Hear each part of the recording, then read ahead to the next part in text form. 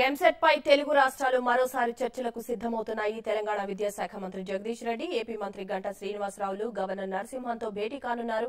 శనివారం ఇద్దరికీ మధ్య జరిగిన చర్చల్లో ఎంసెట్ ఎవరు నిర్వహించాలనే విషయంపై ఎటూ తేలకపోవడంతో నేడు తిరిగి చర్చలు జరపాలని కూడా నిర్ణయించారు. దీనికి సంబంధించి మరిన్ని వివరాలు మా ప్రతినిధి ఉమా అందిస్తారు. ఉమా, ఎంసెట్ పై రెండు రాష్ట్రాలు ఏ విధంగా ముందుకు వెళ్లే అవకాశం కనిపిస్తోంది? ఈ సెట్ల వివాదం ఇరు రాష్ట్ర మంత్రులు ట్విస్టులు పైన ట్విస్టులు ఇస్తున్నారు కళ్యాణి.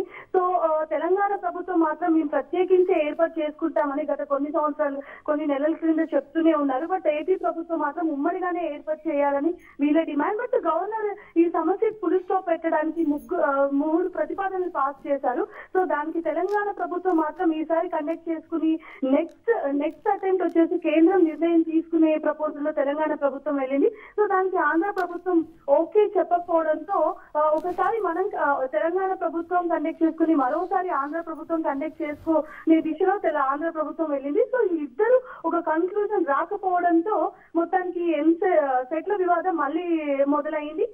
ఏదైనప్పటికీ ఈ రోజు మళ్ళీ గవర్నర్ ని కలిసే అవకాశాలు మనకు కనిపిస్తున్నాయి.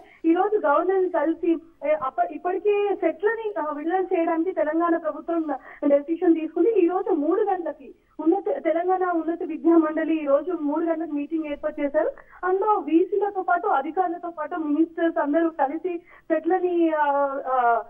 సెట్లను విడుదల చేయడానికి రెడీ అవుతున్నారు. బట్ ఆంధ్రప్రదేశ్ ప్రభుత్వం మాత్రం ఈ రోజు సెక్రటేరియట్ లో అధికారులతో మీటింగ్ పెట్టి న్యాయ పోరాటం చేసే దిశలో వీలు వెళ్తున్నారు. ఏదైనప్పటికీ ఇంటర్మీడియట్ లో ఉన్న కానీ అదర్ సెట్ల వివాదం ఇంకా క్లియర్ కాకపోవడంతో విద్యార్థులు కొంచెం గందరగోళం పరిస్థితి, అసలు ఏం జరుగుతుందా అనేది తెలియని పరిస్థితి. Kalyani, thank you.